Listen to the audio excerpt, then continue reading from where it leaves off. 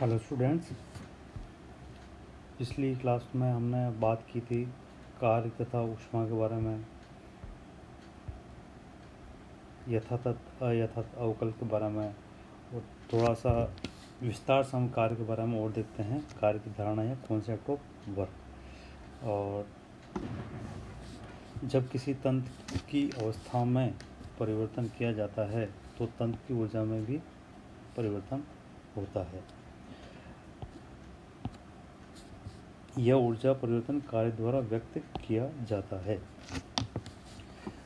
यदि तंत्र द्वारा उसके परिपार्श्विक पर कार्य किया जाता है तो तंत्र की आंतरिक ऊर्जा कम हो जाती है और परिपार्श्विक की ऊर्जा बढ़ जाती है। इसके विपरीत यदि परिपार्श्विक तंत्र पर कार्य करता है तो तंत्र की ऊर्जा अधिक तथा परिपार्श्विक की ऊर्जा कम हो जाती है, बशर्ते कि इन परिवर्तनों के दौरान ऊष्मा का स्थानांतरण नहीं हुआ हो।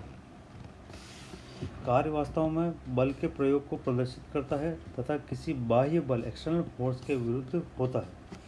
यांत्रिक बल के विरुद्ध यांत्रिक कार्य, मैकेनिकल वर्क विद्युत बल के विरोध में विद्युत कार्य, इलेक्ट्रिकल वर्क गुरुत्व बल के विरुद्ध गुरुत्वीय कार्य, ग्रेविटेशनल वर्क दाब के विरुद्ध प्रसार कार्य, वर्क ऑफ एक्सपांशन आदि कहलाते हैं। प्रत्येक प्रकार के कार्य दो गुणांकों के बराबर होता है, दो गुणांकों का गुणनफल होता है। एक तो कहलाता है इंटेंसिटी फैक्टर तीव्रता गुणांक और दूसरा कहलाता है धारिता गुणांक कैपेसिटी फैक्टर। अब यहाँ पर तीव्रता गुणांक को कैसे परिभाषित करेंगे कि जिस बाह्य बल एक्सटर्नल फोर्स के विरुद्ध कार्य किया जाता है उसका माप कार्य का तीव्रता गुणांक कहलाती है। उदाहरण के लिए प्रसार कार्य दाब के विरुद्ध किया जाता है, अतः प्रसार कार्य का तीव्रता गुणांक क्या होगा? दाब होगा। यहाँ पर हम जो है कार्य को किस तरह बताते हैं? W बराबर P इंटू dV। तो यहाँ पर ये जो दाब है ये क्या हो गया? यहाँ पर तीव्रता गुणांक हो गया। अब हम बात करते हैं धारिता गुणांक की। तो धारिता गुणांक का मतलब बाह्य बल के विरुद्ध कार्य करने से तंत्र में हुए परिवर्तन का माप धारिता गुणांक कहलाता है। अब यहाँ पर परिवर्तन किसके अंदर हो रहा है? परिवर्तन हो रहा है आयतन के अंदर। दाब के विरुद्ध कार्य करने से आयतन में परिवर्तन होता है, अतः आयतन परिवर्तन धारिता गुणांक है। यानी आयतन परिवर्तन क्या हो गया? कैपेसिटी फैक्टर है। विभिन्न प्रकार के कार्यों के गुणांक तथा उनकी विमाएं सारणी 1.3 में विस्तार से बताए गए कि प्रसार कार्य के लिए जैसा भी हमने देखा कि दाब तो तीव्रता गुणांक होता है और आयतन में परिवर्तन धारिता गुणांक होता है। इस तरह से यांत्रिक कार्य के लिए तीव्रता गुणांक बल और धारिता गुणांक दूरी में परिवर्तन है। विद्युत कार्य के लिए वोल्टेज तो तीव्रता गुणांक हो गया और जो आपके धारा है या कुलाम है आवेश, यह धारिता गुणांक हो गया। इसी तरह गुरुत्वीय कार्य के अंदर जो है गुरुत्वीय बल जो है ये तो हो गया तीव्रता गुणांक और ऊंचाई धारिता गुणांक। ऊष्मीय ऊर्जा के लिए हम जानते हैं कि ऊष्माधारिता तो हो गया आपके जो है तीव्रता गुणांक और जो ताप है वो हो गया धारिता गुणांक। और यहाँ पर जो है इसके अंदर इस सारणी के अंदर जो है एक चीज़ स्पष्ट दिखती है हमको कि कार्य की विमाएं ऊर्जा की विमाओं के समान होती है। CGS मात्रक में कार्य की इकाई अर्ग या डाइन सेंटीमीटर में हम व्यक्त करते हैं। और यदि हम प्रसार कार्य के बारे में थोड़ा सा विस्तार से देखें, वर्क ऑफ एक्सपांशन, तो ठोस तथा द्रव में प्रसार कार्य गैसों की अपेक्षा बहुत कम होता है, अतः प्रसार कार्य की गणना सामान्यतः गैसों के लिए ही की जाती है। इसलिए प्रसार कार्य को दाब आयतन कार्य प्रेशर वॉल्यूम वर्क भी कहते हैं। यहाँ पर पुनः उदाहरण हम ले रहे हैं कि किसी पिस्टन के अंदर गैस भरी है। यहाँ पर एक भारहीन घर्षणहीन पिस्टन लगे सिलेंडर की कल्पना करते हैं जिसमें आदर्श गैस की एक निश्चित मात्रा भरी गई है, जैसा चित्र में दिखाया गया है। माना कि गैस का दाब P है। यह दाब पिस्टन को ऊपर की ओर धकेलेगा। पिस्टन को संतुलित करने के लिए माना कि उस पर बाह्य बल F लगाया जाता है। यदि पिस्टन का अनुप्रस्थ काट क्रॉस सेक्शन एरिया A है तो बाह्य बल होगा F = P × A। यहाँ पर इस अवस्था में प्रतिरोधी दाब, जिसको हम पहले PA से दिखाया गया है, गैस के दाब के बराबर होता है। पिछले हमने एग्जाम्पल बताया था।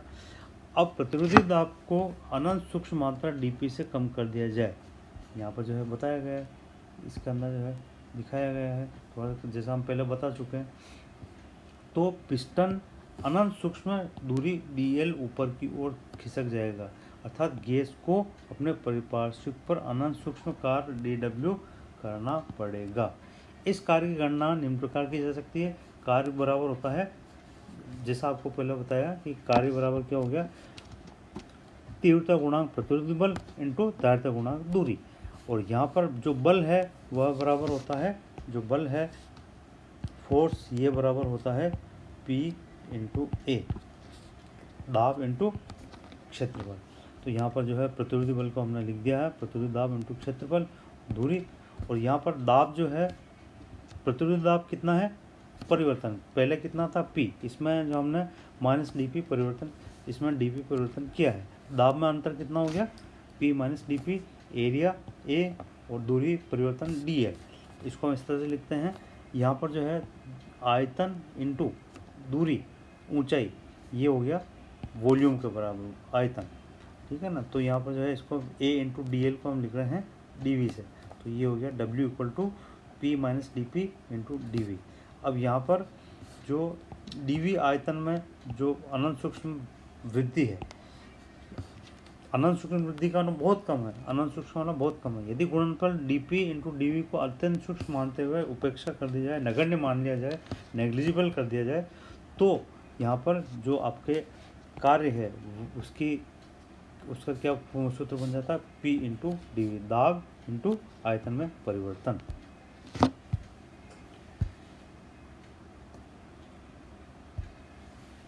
यदि प्रसार से पहले गैस का आयतन V1 तथा प्रसार के बाद V2 हो तो संपूर्ण कार्य की गणना समय 11 द्वारा V1 तथा V2 सीमाओं में समाकलन करके की जा सकती है। अब यहाँ पर IUPAC सिस्टम को अगर हम फॉलो करते हैं तो IUPAC परिपाटी सिस्टम के अनुसार प्रसार कार्य नेगेटिव होता है, ऋणात्मक होता है। तंत्र द्वारा परिपार्श्विक पर किया गया कार्य को हम ऋणात्मक लेते हैं। जैसे ऊष्माक्षेपी प्रक्रम होता है, ऊष्माक्षेपी का मतलब तंत्र से परिपार्श्विक की ओर जो ऊष्मा बहती है, प्रवाह होता है, तो उसको हम नेगेटिव से दिखाते हैं। जैसा हमने बताया था पहले भी कि जो आपके उसको हम एंथैल्पी से दिखाया था, प्रबल अम्ल प्रबल क्षार की उदासीन ऊष्मा ये होती -13.69। यानी यहाँ पर क्या है कि तंत्र से परिपार्श्विक की ओर ऊष्मा का प्रवाह होता है। यहाँ पर जो है तंत्र से ऊष्मा परिपार्श्विक की ओर कार्य हो रहा है, तंत्र के द्वारा परिपार्श्विक पर कार्य किया जा रहा है, इसलिए इसको हमने निगेटिव लिया है। और फॉर्मूले के अनुसार यहाँ पर जो है जो समाकलन हम यहाँ पर करते हैं, समाकलन के द्वारा इसका जो है परिणाम निकालते हैं। W equal to P into D का समाकलन, जहाँ लिमिट है समाकलन की, प्रारंभिक आयतन V1 है और अंतिम आयतन V2 है। तो इस सीमाओं के बीच में हम यहाँ पर समाकलन कर रहे हैं। दाब तथा आयतन की विभिन्न परिस्थितियों में संपूर्ण कार्य का परिकलन हम कर सकते हैं। अलग अलग परिस्थिति, सबसे पहली परिस्थिति लेते हैं कि जब प्रतिरोधी दाब का मान स्थिर हो, प्रतिरोधी दाब का मान स्थिर हो। प्रतिरोधी दाब का मान स्थिर होना मतलब ये है कि जैसे एक उदाहरण हमने बताया, पहले बताया कि प्रारंभिक दाब जो है शुरू में P, हमने क्या बताया था कि PA बराबर है, शुरू में जो स्थिर अवस्था है उसके अंदर प्रारंभ में 10 वायुमंडलीय दाब है, ठीक है। अब हम यहाँ पर अंतिम दाब है ना, ये आपका इनिशियल हो गया, ये आपके हो गया अवस्था 1।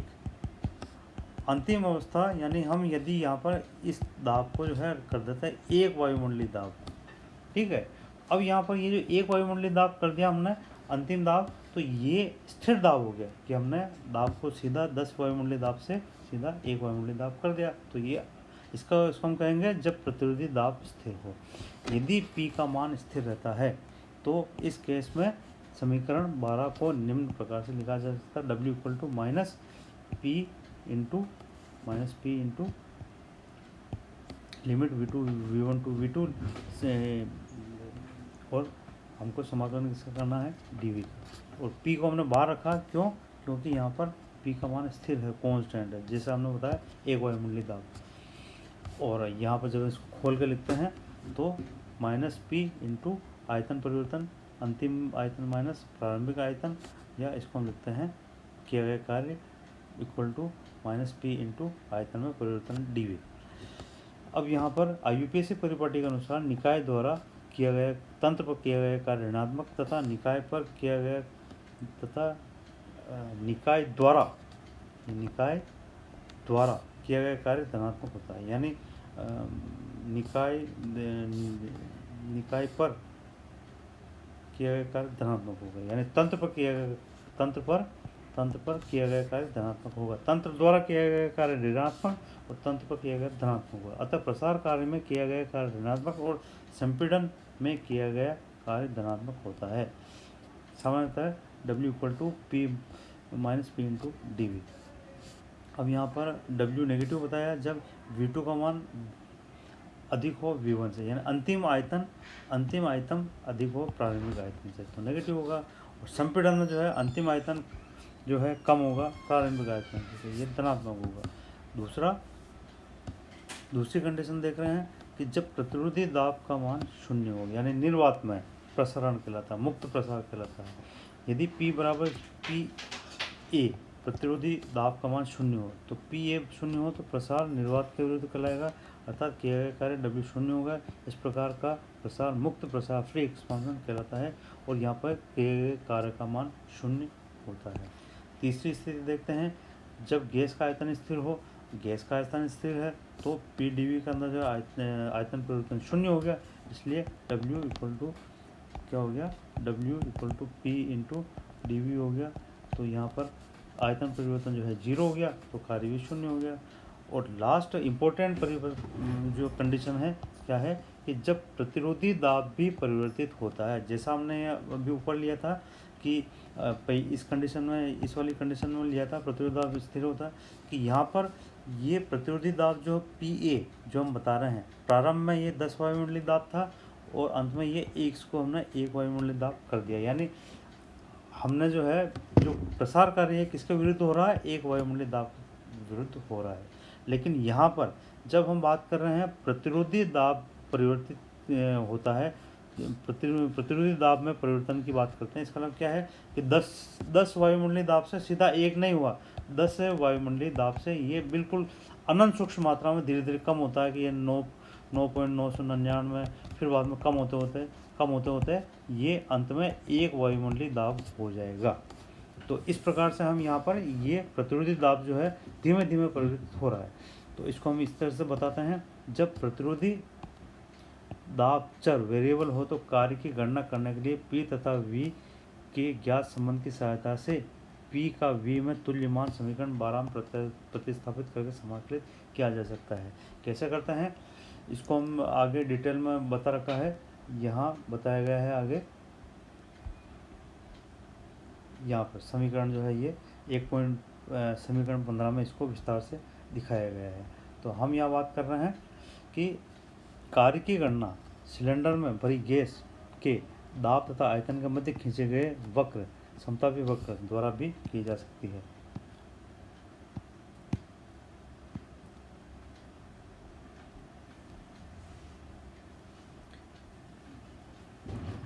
इसको हम विस्तार से अगली क्लास में देखते हैं।